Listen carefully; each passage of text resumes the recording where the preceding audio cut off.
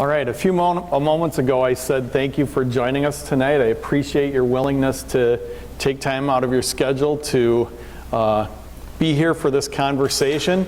We hope to present for about a half an hour tonight and then give you an opportunity to ask some questions and provide us with some feedback. After the presentation, we've got one tonight and one tomorrow night.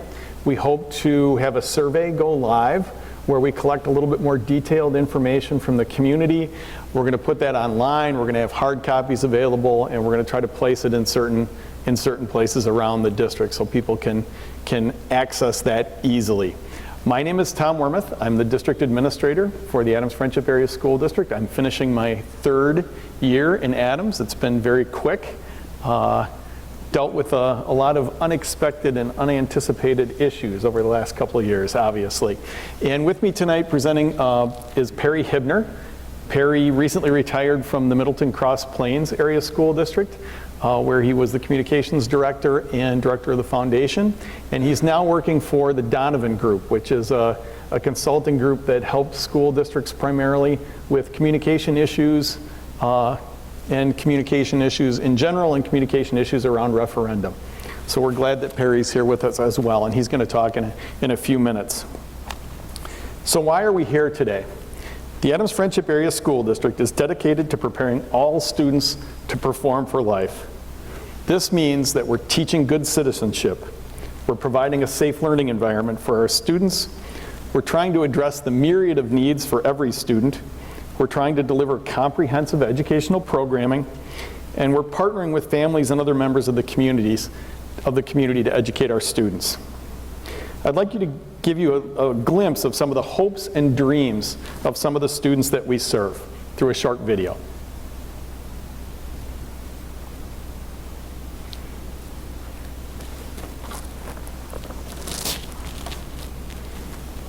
When I grow up, I want to be a veterinarian. When I grow up, I want to be a teacher, and my name is going to be Mrs. Steve. I want to be a math teacher when I grow up. What I want to be when I grow up is a cop and defender. When I grow up, I want to be a PGA golfer and play professional golf. When I grow up, I want to be a WCW driver. When I grow up, I want to be a dancer. When I grow up, I want to be a unicorn keeper. I want to be a nurse when I grow up. When I grow up, I want to be a waiter. When I grow up, I want to be a science teacher. After I graduate, I plan to become a director of faith formation and youth ministry. When I grow up, I want to be a farmer.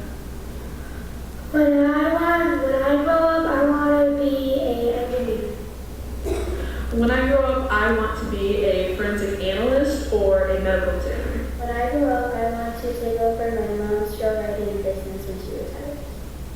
After I graduate, I'm going to play college basketball and pursue a degree in business psychology.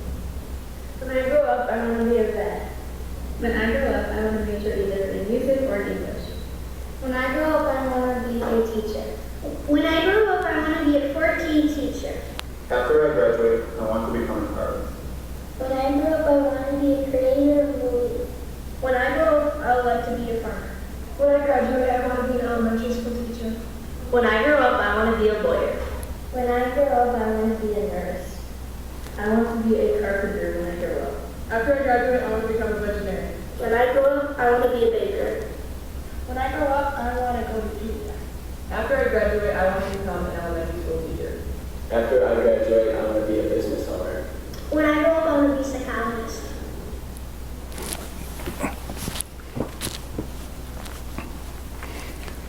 That's fantastic. I don't know what the market is for unicorn keepers, but we want to make sure that we give that young lady an opportunity to do that. It's going to take all of us to provide our Adams Friendship students with opportunities to give them the best chance to be successful. Opportunities that prepare them for their future, be it either in the workforce or if they elect to go to school. These opportunities should look similar to what other students receive across the state of Wisconsin. Our hope is that every student becomes a citizen that will make a difference in the community where they reside. We're going to need your help, though, to help the students realize their dreams. Please recognize that what schools offer students today extends way beyond what you might have experienced as a student. The pictures you see are examples of the offerings available to students in the Adams Friendship Area School District. Some of the changes that have occurred over time include changes in technology and how we use technology to teach and how students use technology to learn. What the curriculum looks like and the differentiation that the curriculum includes for all learners. Learning spaces have changed. If you go through all of our school buildings, you're not necessarily going to see students in desks and rows. You're going to see flexible seating and different learning environments. And how we try to apply real-world applications to the experiences that students have has changed. In addition to the basic educational experiences we're trying to provide students, we are also trying to meet their basic needs. This means we're addressing food insecurities in our community. We're providing after-school care for our students from pre-K through 8th grade. We're trying to meet the students' physical well-being, including dental care, and we're certainly focusing on the mental health of the students that we serve. Unfortunately, when looking at our expenditures, without increasing staffing, programming, or student opportunities, we are in a deficit situation. Our funding is not keeping up with the cost of doing business. Simple examples of inflation include, over the last 10 years, beef has gone up 53%. Fuel costs have almost doubled. A gallon of milk has gone up 70 cents. And for example, in our world, base teaching salaries have gone from $31,000 to $40,000. All while school funding for our district and many districts like us has remained stagnant. If we did not receive money related to COVID, we would be in a much worse financial position than we are today. Our deficit would be worse. And this graph, I know you've got some slides, you can see that beginning in the 2024-25 school district and beyond, that our deficit is going to be much greater than our expenditures. And we're in a financial situation that's not sustainable. Understanding our expenditures. The next two slides will help illustrate how we use our funds. So if you look at the first slide, you'll see that purchase services includes contracts. So if you see, just looking at it, salaries are about 45% of our costs. Benefits are about 21% of our costs, and insurance is about 1.1% of our costs. So 45 and 21 and 1 is approaching about 70% of our funding.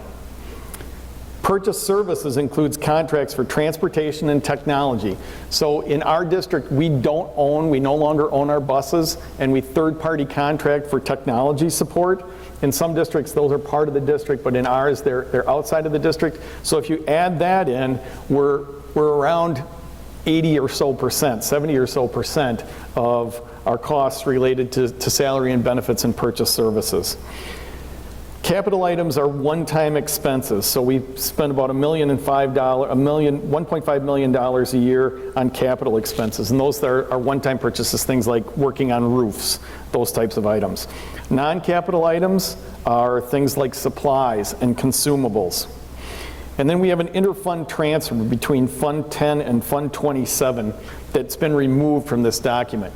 But Fund 27 that you'll see here is on the next slide. Nope, that's not on the next slide. We have to balance our special education funding on an annual basis. And in order to do that, we have to take money from our general fund, which is Fund 10, and supplement our special ed fund, which is Fund 27. And we do that to around $2 million a year. Food service isn't included in this because food service is a separate entity and they run on their own, they cover their expenses. And we have a small sliver, less than 1%, that's dues, fees, conferences, and those kinds of things. The next slide breaks down our salaries and benefits. So the vast majority of our largest expense is related to our professional staff. So our teaching staff, guidance counselors, school psychologists, occupational therapists, physical therapists, speech and language therapists, those kinds of individuals. So 71% of our funds basically are funding what people would consider teaching staff.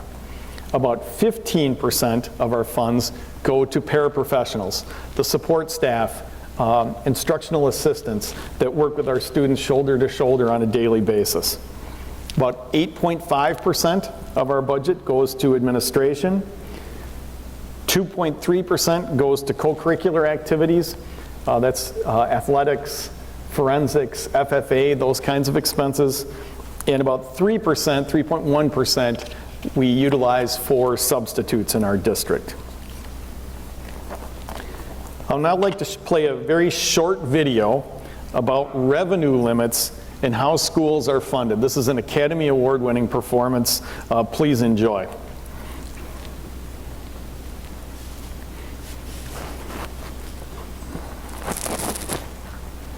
Hi, today I'm going to try to illustrate the school funding formula using Coca-Cola, ice, and a couple of different sized plastic cups. In 1992-1993, then-Governor Tommy Thompson decided that he had to do something to slow down the taxes that school boards were levying the public to fund schools. Prior to 1992-1993, school boards at their annual meeting made a determination about how they were going to levy taxes to pay for public schools. So, based on what school districts were spending in 1992-1993, became the revenue limit, how much they could generate total in local taxes, local property taxes, and shared sources to fund schools. So if you were a lucky school district and were spending a lot to educate students in 1992-93, you then, forevermore, have had a high revenue limit. So the lucky school districts are going to be represented by a big Dixie cup. If you were a relatively frugal school district, low spending school district per student in 1992-93, your revenue limit became lower throughout history since that time. So right now, in the state of Wisconsin, the state tells us, our elected officials tell us that the minimum amount that it takes to educate a student is $10,000 per child. That's going to be a small Dixie cup. There are other school districts, because they were spending so much in 1992-93, these are public school districts in the state of Wisconsin, that are able to generate revenue at the rate of $8,000 more per child than we are here in Adams Friendship. So in Adams, we are at the minimum floor, which is $10,000 per child. Other districts, the lucky ones, based on what they were spending in 1992-93, are highly rated school districts, sometimes in the $18,000 per child range, so $8,000 more per child. So back in 1993-94, approximately 70% of our school district funding, again, we're a small, low-revenue school district, what the state considers the minimum. So back in 93-94, we received about 70% of our funding from shared sources, the good stuff. Okay, so those monies came primarily from the state. The vast majority of those shared sources came from the state. And that's going to be represented by Coca-Cola. We want more Coke in our cup and less ice. So this cup is about, in my guesstimate, 70% filled. And then in order to reach that revenue limit, about 30% of our funding came from local property taxes. But we don't want in return. And that's represented by ice. So over time, what has happened is there's no way for a low-revenue school district to catch up to the high-revenue school district. We're never going to have the $18,000 cup. We're always going to have the $10,000 over time, as our enrollment has declined and our property value increases, we have changed the mix between Coke and ice in our small, low revenue cup. So right now, those numbers are completely in reverse, inverse. 20 years ago, we got approximately 70% of our funding from shared sources. Today, we only get about 30% of our funding from shared sources. So there's a lot less Coke in that second cup than there was in the first cup. And we have to make up the difference with local property taxes. And what's happened over time is that these numbers haven't kept up with things like inflation and the cost of doing business. So even though we've made some structural changes in our district, we've closed buildings, we have far fewer staff members working in our district right now, we're struggling to keep up. And on top of that, we have to ask for more revenue from local property taxpayers to help fund what we already know is not adequate or keeping pace with inflation. So that's why we're in the situation that we are. Revenue limits established in 1993-94, based on what we were spending per child in 1992-93, is an inadequate way to pay for public education. And the increases in revenue limits have not kept up with the increases in inflation and the cost for us to do business.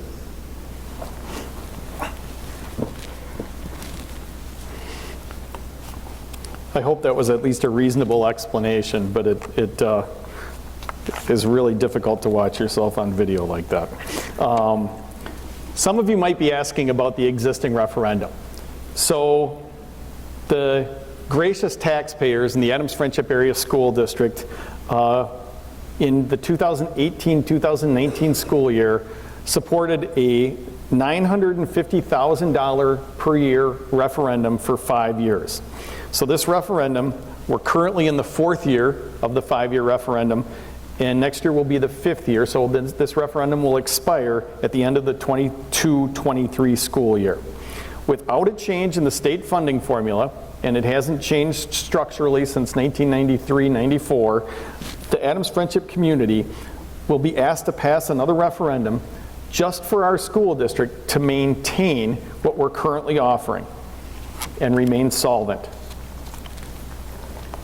And if you look at the property taxes over time, as illustrated by our mill rate, and I'll talk a little bit about the mill rate. The mill rate is the amount of money the school district levies to pay for schools per $1,000 of assessed property value. This covers the proportion of the revenue limit that comes from local property taxes, so about 70% of our school funding.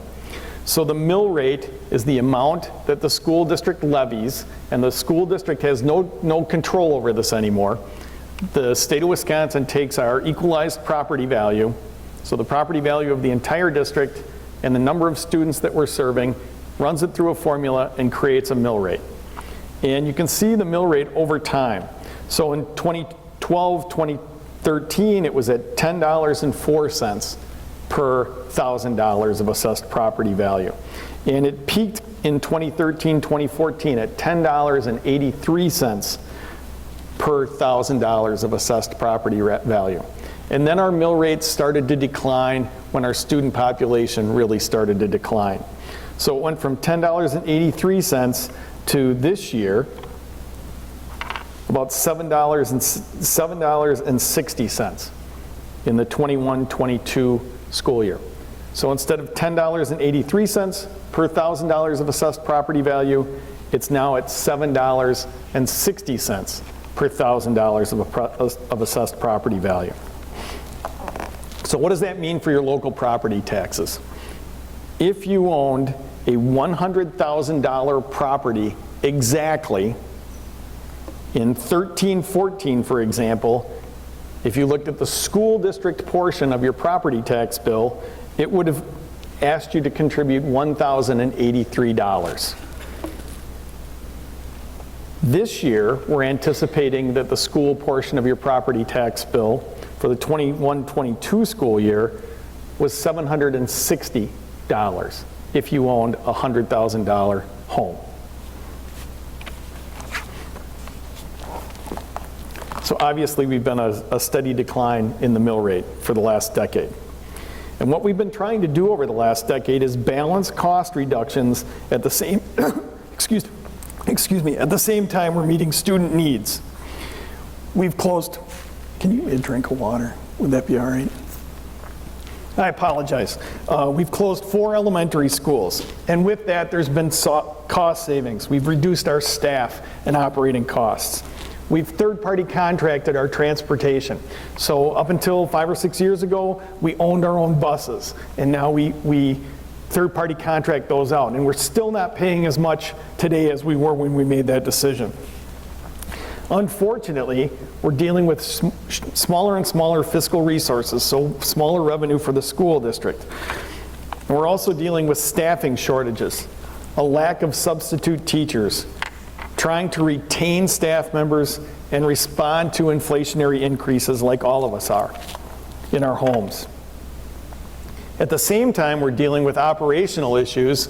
We have a building that's over 100 years old on Main Street. I spent a large portion of the afternoon in our middle school. There's no air conditioning. How was it this afternoon? It was awful. The 3rd floor, all of a sudden the building got really warm, and it's hard to keep students on task. It's a challenging learning environment, to say the least. So we have operational needs that we have to contend with, and at the same time, we've got some facility needs that we have to contend with. So what are we going to do to ensure that there is a future for the Adams Friendship Area School District?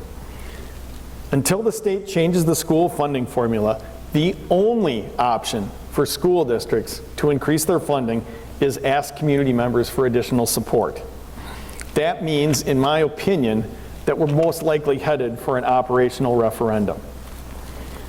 Going back to the mill rate, if the school board asks for an operational referendum this November and is able to spread that operational referendum out over a 4-year period, so we'd be adding on top of the referendum for next year that's going to expire. What is projected to happen to the mill rate? Thank you so much. I'm better now, but I appreciate it. Excuse me.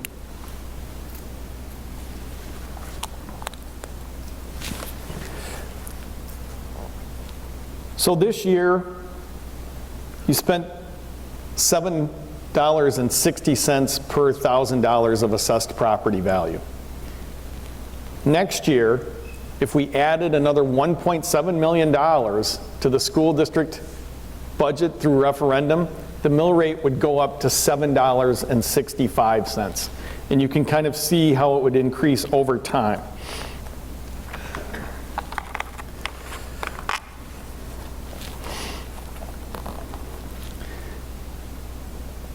So if you go to the next slide, you can see that the mill rate, if you had a $100,000 home this year, you'd be spending $760. Next year, $765. The following year, $807 for approximately $3.2 million. The 24-25 school year, $857 per $1,000 of assessed property value for $3.7 million. And in 25-26, $873 for approximately $4 million additional dollars. And that's just to keep our school district whole. That's not adding technology. That's not doing any kind of construction work in our buildings. It's not adding any programs. It's literally just maintaining our school district. So what does that actually mean? If you look at this slide, this is what you're paying this year in your local property taxes if you have a $100,000 property, a $200,000 property, or a $300,000 property. So this year, it's already happening. This is what is on your tax bills right now. You paid approximately $760 If you had a $100,000 property, which equates to $2.08 a day, you spend about $1,520 on the school portion of your property tax bill if you had a $200,000 property, and $2,280 if you have a $300,000 property, which equates to about $6.25 a day. Next year, what would happen, and if you go back and forth between these slides, if you are willing, if the community would be willing to give us an additional $1.7 million, instead of spending $760 if you had a $1,000 property, your tax bill is going to go up $5. $5. It would be $7.65 if you had a $100,000 property. If you had a $200,000 property, your tax bill is going to go up $10. If you have a $300,000 property, your tax bill would go up $15 per year. $500,000 property, $25 per year. If we don't pass a referendum in November, we're going to still come back and ask the public for a referendum, because we're going to need those dollars to maintain what we're doing and to remain solvent. Otherwise, the school district is going to really fall off a financial cliff. If we don't pass a referendum in November and have to spread it out over 3 years, because most likely we'd come back to you in April and ask again, there's going to be much larger increases to the tax base, to the mill rate, if we have to spread it out over 3 years versus spreading it out over a longer period of time, 4 years. And you can kind of see how that goes up a little bit. Yep, the property value, the mill rate would drop by $1 next year, but we'd be heading towards insolvency.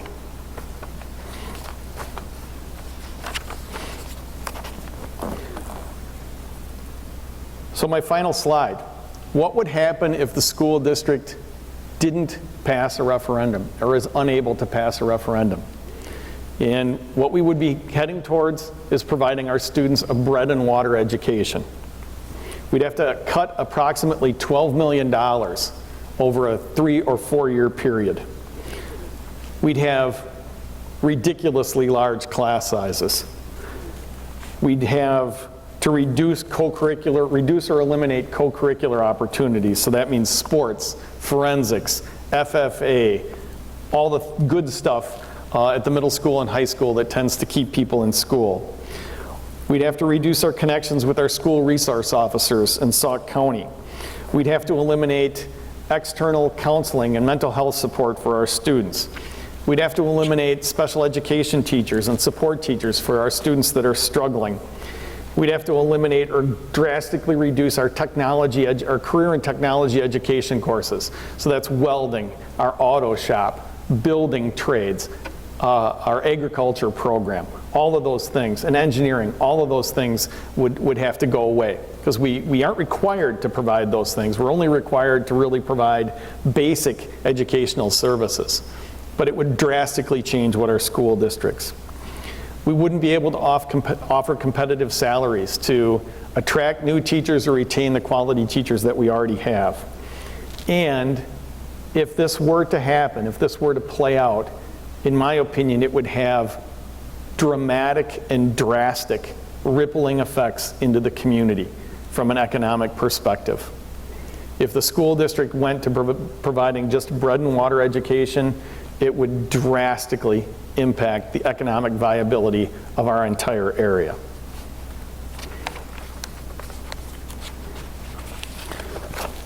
So what I'd like you to think about is helping those students that you saw at the beginning of the video achieve their dreams. And we've got another short video, and I'm going to turn it over to Perry. Thank you.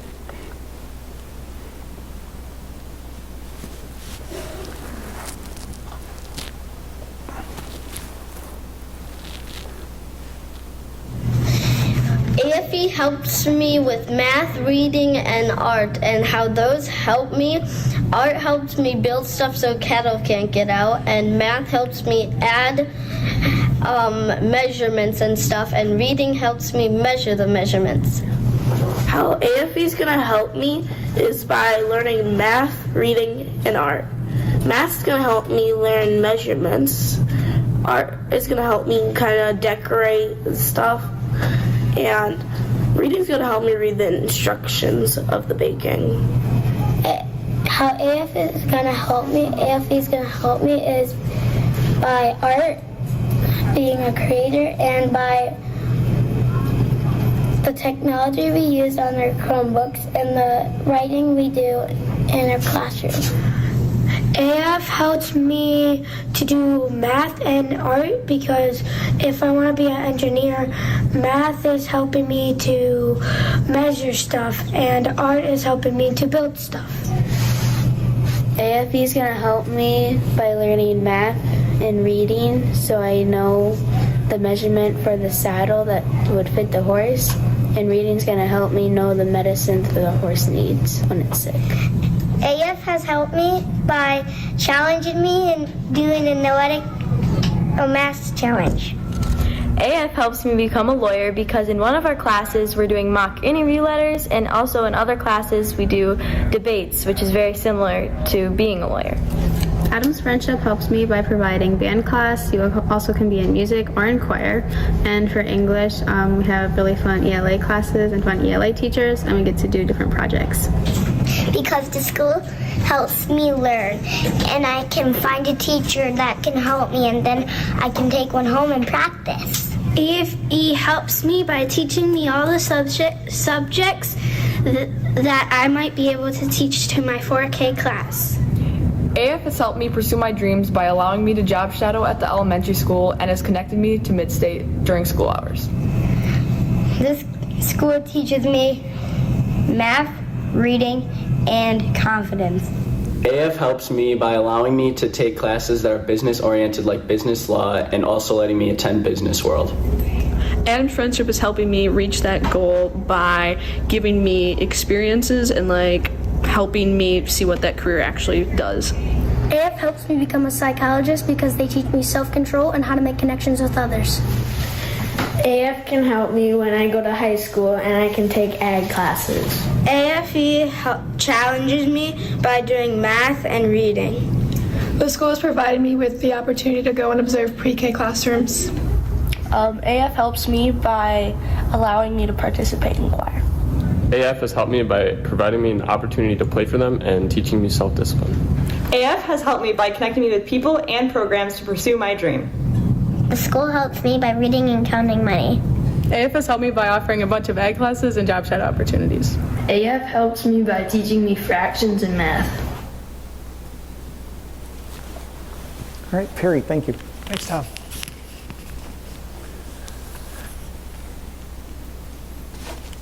Thanks, everyone, for having me up here tonight. So, as I mentioned when we had our staff engagement session last Wednesday afternoon, I do have a history with Adam's Friendship. I graduated from Portage High School back when we were part of the South Central Conference. So, in fact, it's been 40 years since I've been here when we played basketball and ran track. It was kind of funny. I was looking at your social media page, and there's a photo in there from 1981, and it's myself and two former basketball players playing against AF. And the way you can tell it's 81 is because we're wearing those real short shorts that you used to wear for basketball. So, but yeah, so I've been here. It's just been a number of years since I've been to Adam's Friendship, so I'm happy to be back. So I want to take a minute before we talk about what we're going to do for the remainder of the time, talking a little bit about kind of the process and timeline that's going to happen here.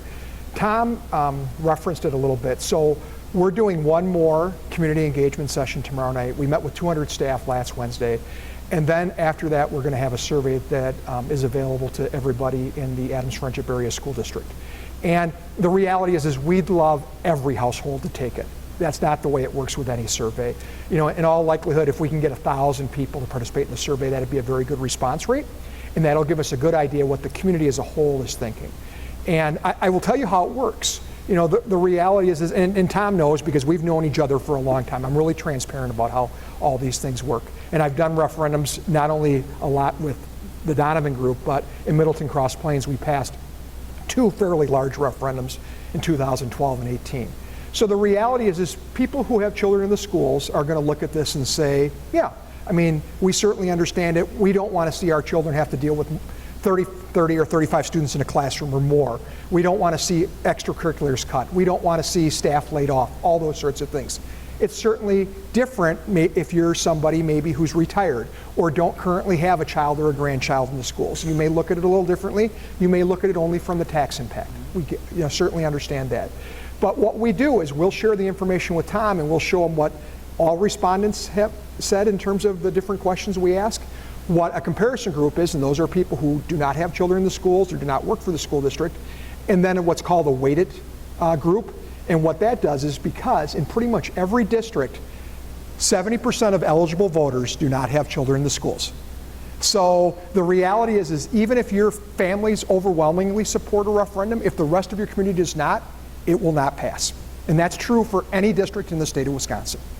So we'll show him that as well. I mean, as Tom pointed out, the reality is there's not a lot of options from an operational standpoint. But we're also going to test some questions on the middle school and maybe what might make the most sense, because you had a facility group here that met a handful of times, looked at all the facilities and made some recommendations about the best way to move forward, knowing you have a very aging facility that takes a lot of money to keep up, and at the same time, maybe by possibly closing that school, you can save some costs as well, because obviously when you're a district that's having either declining or flat enrollment, the way the state has set this up, you can't survive without an operational referendum, and you're looking to find savings any way you can.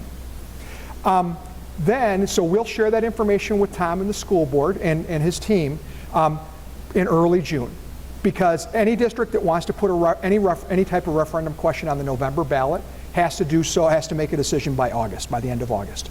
So then they'll have a couple of months to kind of look at that data, look at the other data that they've been accumulating to make the decision about the best way for the district to move forward. Okay?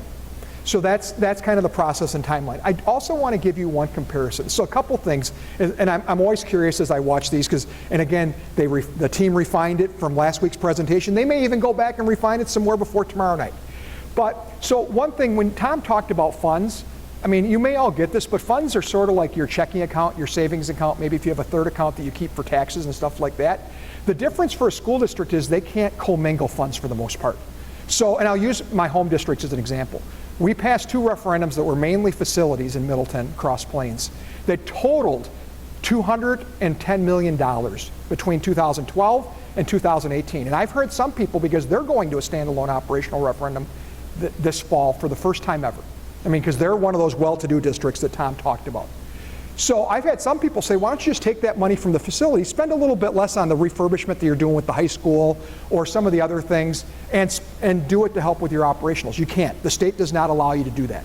So again, just to be clear here, some of those other funds that they're talking about, so like when Tom says we might have to look at co-curriculars or other, sports cuts, remember that made up 2% of the entire budget. That's not going to get you where you need to go. You're looking at staff, because that's the largest percentage for any district.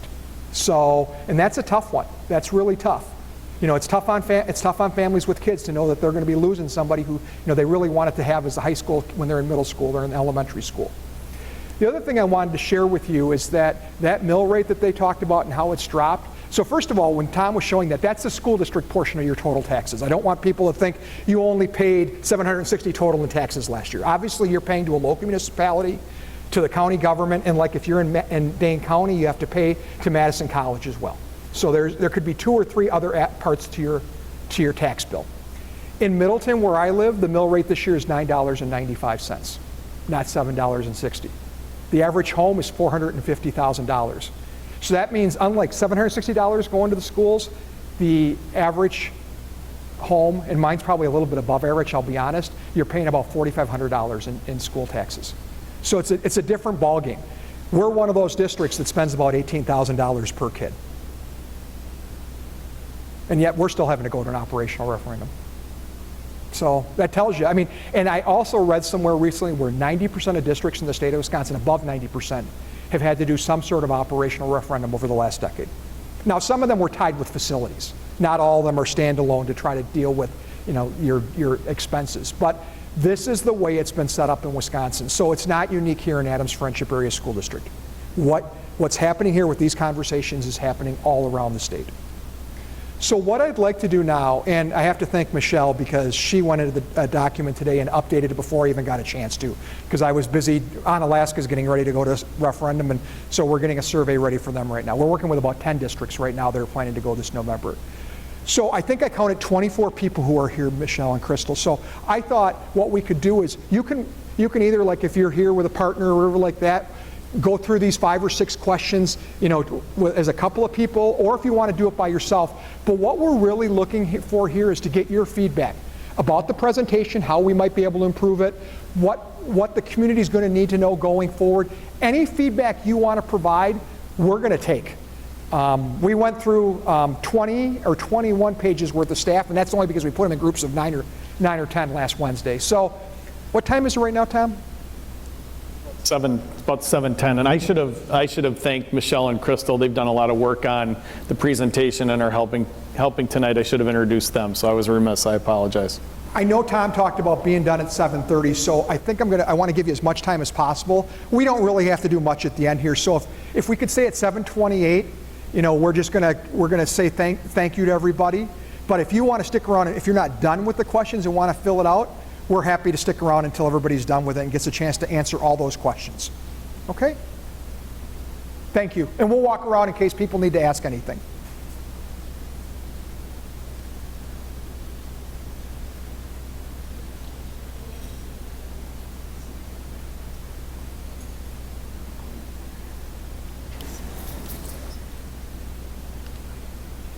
Did they not give you a pen? Man, they didn't give you a pen? Come on.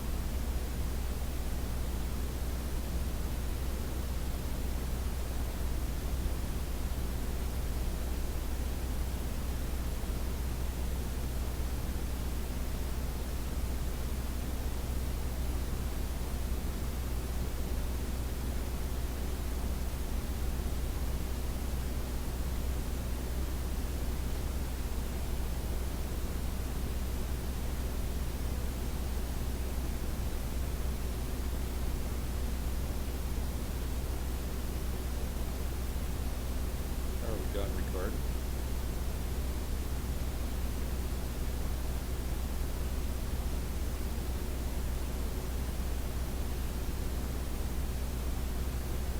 Sure.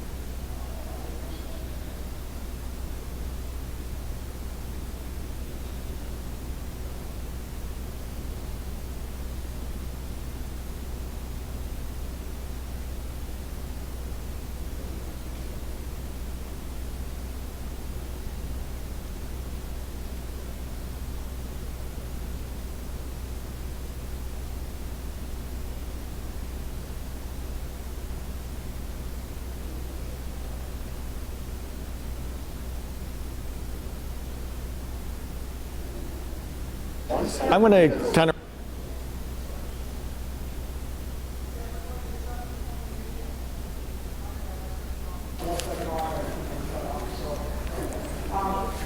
I know some of you have finished and turned in your sheets, others of you have not. One question I wanted to ask everybody real quick, how many of you got the postcard that told you about tomorrow night's session? Well, that's good, because Tom and I were very nervous about the mailing list and making sure it got out to people. Again, there's also information about the survey there. The district will make sure there's information on the website if for some reason your postcard gets misplaced and you can't remember. So, and again, we appreciate you taking the time. I'll let Tom finish, but again, every member who it counts. The more people we get to take the survey, the better off the results are for the district and the school board in terms of whatever decision they ultimately make. So please take the 10 or 15 minutes it will take to do the survey, to fill it out, because we really value your input, not just tonight, but then as well. And thank you all for coming tonight and just giving you some talking points as you're talking to neighbors and other community members. We're really looking at this as filling the cup of students. So we're handing out little Dixie cups, and we're going to continue to do that. And this is an investment not just in the school district, but this is really, if we're able to pass a referendum, this is an investment in our community. And if you want to see a community dry up very, very quickly, only provide a bread and water education, eliminate co-curriculars, increase class sizes for students that need a little bit more individual help. It is a downward death spiral if we get into that situation. You have a question?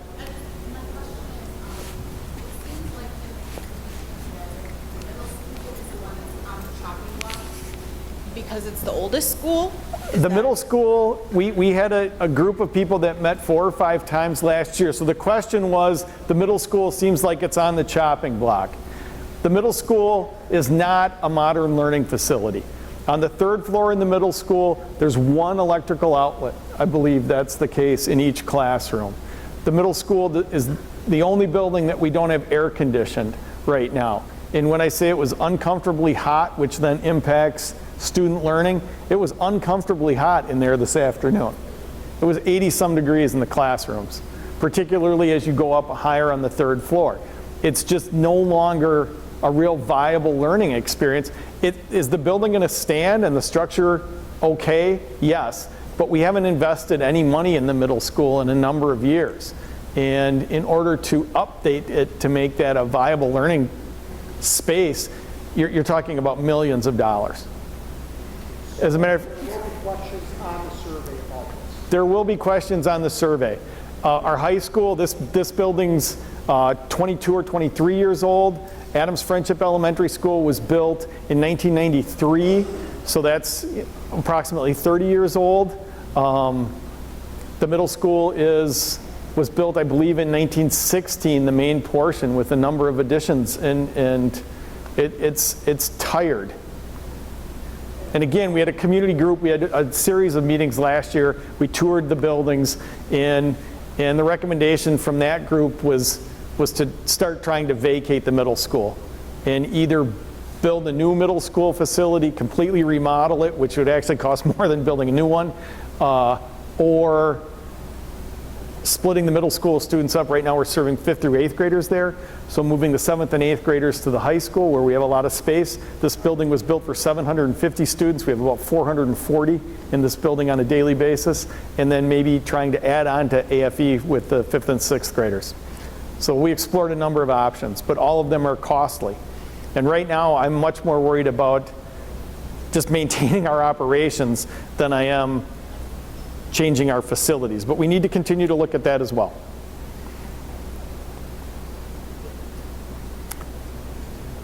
All right, we wanted to try to keep this approximately an hour. We'll be happy to stick around and ask or entertain any individual questions that you might have. Again, thank you very much for taking your time out of your schedule to join us for this conversation. Your feedback is going to help us as we move forward. And remember, we're trying to fill the cup for our kids and our community. Thank you.